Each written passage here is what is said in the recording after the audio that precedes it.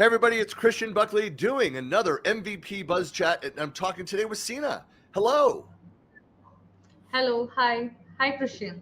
Great to have you. And Seena, I know it's exciting to talk to new MVPs, and you're a brand new dual MVP. But for folks that don't know who are you, where are you, and what do you do for a living? Yes, thank you. Thank you for this show, Christian. And firstly, I'm going to introduce myself. So my name is Seena Khan, and I'm a Microsoft certified trainer and a Power Platform developer with over 14 years of experience in IT training, development, and automation solutions. So currently, I'm based in Manama, Bahrain. So which is a Middle East country. Mhm. Basically, I'm an Indian, but currently situated at Bahrain only. So my expertise, which is in leveraging Microsoft technologies to deliver transformative solutions for organizations, enhancing operational efficiency and user experiences. So recently, only I have recognized as a Microsoft MVP. So which has demonstrated the exceptional contributions to the tech community through advanced Power Platform development, which includes Copilot Studio, Power Apps, Power Automate workflows, then Power BI dashboards, etc. So there are like it is not at all like I'm a like just sharing the knowledge. I'm a skilled instructor, so means leading global training programs on Azure SQL Server, .NET, Copilot Studio, Power Apps, etc. So That's a currently great I'm that's a working great as a space. I know that with I've been doing Copilot Studio training, a lot of that over the last few weeks, a lot of excitement and interest in that space. And some of the questions that we're starting to get into, in fact, I'm going to record a video today, a demo on integrating an agent integrating with a power platform, like a simple app showing an integration of being able to leverage a workflow, for example, in that. Like yeah. what so the kinds of clients that you're seeing, is it mostly enterprise clients, or do you do like public trainings? Is it a mixture of those things?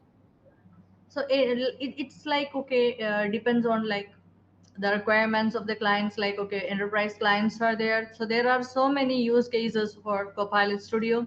So which is mostly like it will enhance the Power Automate workflows, and we can build intelligent chatbots, and we can develop AI powered business solutions. So this is based on okay any kind of use cases okay we can incorporate in Copilot Studio. So like for example, like in a hospital we can use Copilot Studio agents. Okay, we can develop agents in Copilot Studio, and we can provide knowledge to them, and then their okay whatever the related queries from the customer or the patients or from the doctors or whatever the admin staff, okay, based on the knowledge we have provided to them, okay, according to that knowledge it will respond back. So these kind of okay agents we can develop. Okay, this is just for the health industry. So there are several like procurement AI agents we can have, then sales, then marketing, finance. Okay, so there are also most of the departments we can have agents we can create according to our customized requirements. So it is not only for a particular user or business cases. Yeah. It's interesting to, when you go and ask people to start looking at their daily work practices, and you say like, do you have certain areas that you're targeting for automation, that you're thinking, hey, how can I leverage Copilot? How can I go build an agent to go and automate this aspect of my work? People really struggle with that. You get in and then start showing them examples of that, and then it's just like their eyes kind of open. They're like, okay, I understand this. That's why I love that Microsoft is developing these kind of out of the box agents. And people don't, if you don't already know this, like they can go in and modify, they can tweak them, they can adjust them, they can personalize them. So it's not just that Microsoft built yet another product that I can go use it just the way that it works. No, you can use that as a starting place, point it to your documentation, uh, have other deeper integrations, automations, part of that. There's additional the tools, the different actions. You can have it trigger it based on somebody uploaded a file to SharePoint here, take this action, process it, do this thing, send a notification. I mean, there's no end to what you can go and do. It's just a matter of, am I aware that it's capable of doing this? And then what are the steps to go and build it? Yes, yes, yes, Christian. So you're absolutely right. So this is I have a YouTube video, means YouTube channel. So Mm-hmm. there I have created a garden copilot agent. So this is okay. So every morning it will remind us to watering the plants. Okay, it will give notifications to watering the plants. Okay, there is a Twilio I have configured there. Okay, so that is an API. Okay, which will directly send the messages to mobile. So that is one thing. And then there's agents, okay, which will give the recommendations, okay, which kind of soil for this kind of plants. Okay, so a kind of like, for helping the farmers for gardening the plants. Okay, not only for the plants gardening, or it is for the cultivation as well, like, okay, kind of crops. Okay, so they want to grow up crops, then for that also the agents can be used. So there are a lot of use cases, okay, for the day-to-day activities. Okay, we can have agents, okay, so to remind some of our daily or routine tasks. Okay, so for that also we can. So for example, like some patients, okay, so they are might have taking tablets for some diseases. Okay, so then for helping them to remind their, okay, routine, for Mm-hmm. that too we can use. Yeah. Yeah, again, it's I think we're at that still at that phase with Copilot in general, but definitely with the building of agents, where people need to see more examples to get them brainstorming, thinking. Like, I don't know if you do that. Like, when you meet with clients, do you spend a lot of time just brainstorming with them, talking about just helping them understand? Okay, there's an opportunity to go and automate. Okay, here's more of what you do. Okay, I understand. Here's another way that you can go and automate. Are you finding yourself having a lot of those Yes. conversations?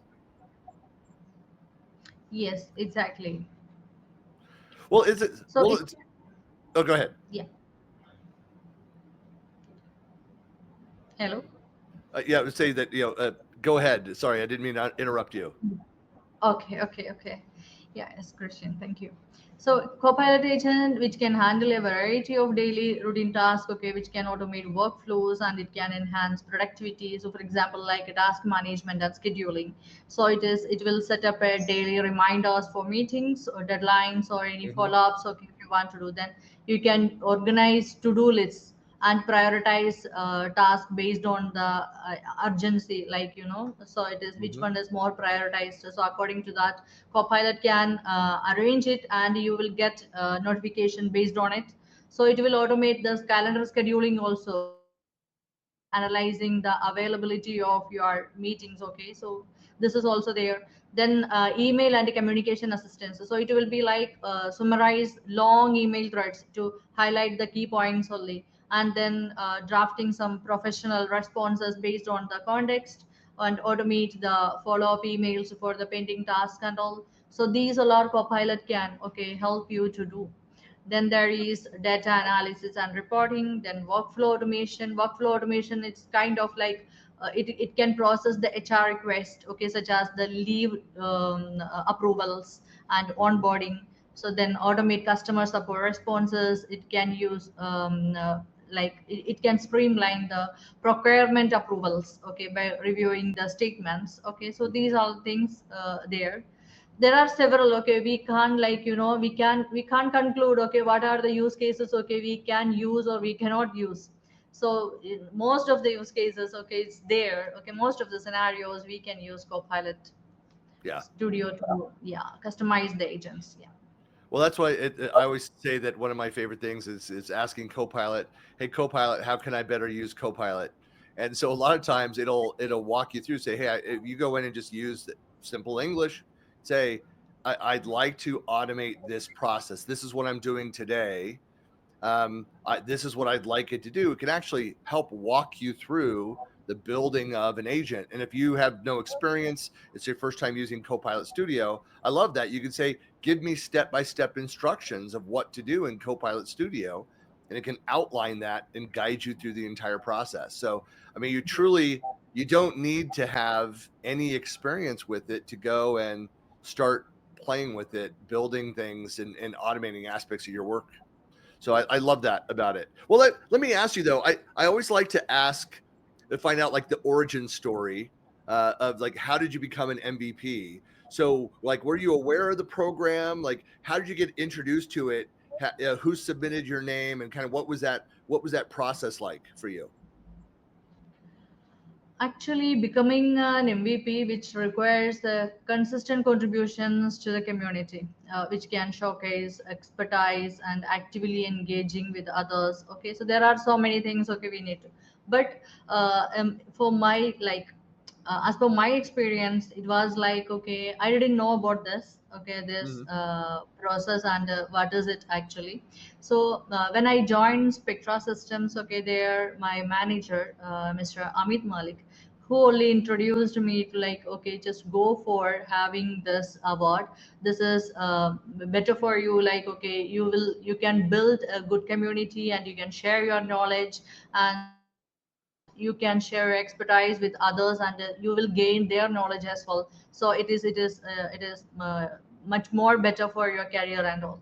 So then there I have started literally, like, so as a female or as a lady, so too many works at home, as well as uh, the environment, job environment as well. So there, what I have done is like, okay, Saturday and Sunday I keep for like the activities for this.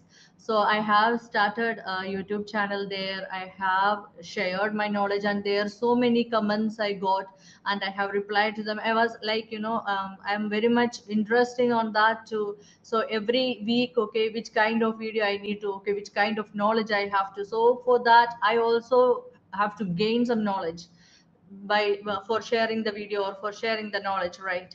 So there is a thing, like, so we are getting an opportunity to connect with people, and thereby we are getting knowledge from them as well by sharing our knowledge to them.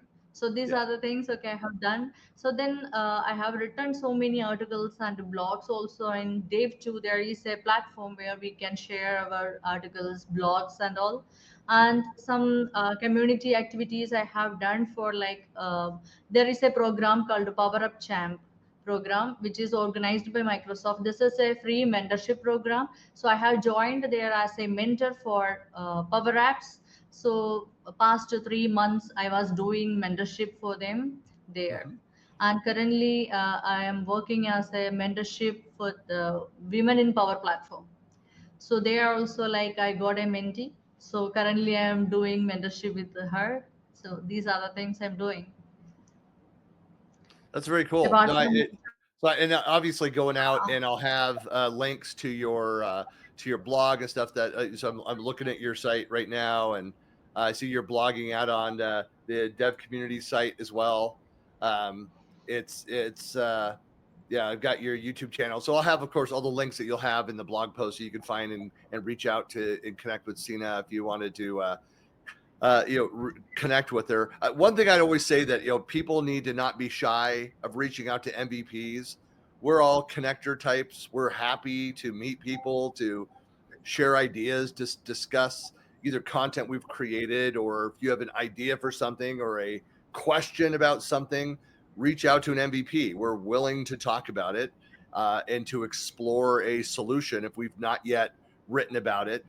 I always say that, like, I may not know the answer to your question, but I sure know somebody who does. I can reach out to somebody like Seena and be like, here's somebody that's over in this region that could probably answer this question that you have on this topic, and make introductions. I do that all the time on LinkedIn.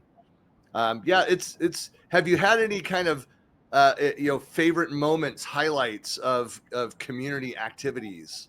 Are you at speaking a lot of conferences, user groups, things like that? Do you have anything that, like, kind of like a community highlight over the last year or two in your career? yes, exactly, Christian. So past year I have got an opportunity to go like demonstrate some blogs on Microsoft 365 learning. That is a Mm-hmm. Microsoft 365 channel itself, okay, which is about a health agent, how to deploy a health agent by using Azure Health AI services along with the Copilot Studio. So it is like, okay, I have deployed a health service agent in Azure, and then I have downloaded it and configured or integrated it in Copilot Studio as an agent. So which will, like, so it will enhance all the health related activities. Okay, so we don't need to provide any particular knowledge or any kind of, like, skill set to that particular agent, because it is already having that skill set and the knowledge from Azure AI Service Agent. So that was I have done, and I got an opportunity to demonstrate that blog or that skill across that Microsoft 365 learning channel. So this is one thing, and another one is as a Microsoft certified trainer. I got an opportunity, like, okay, it was actually I am now also I am, like, so much it is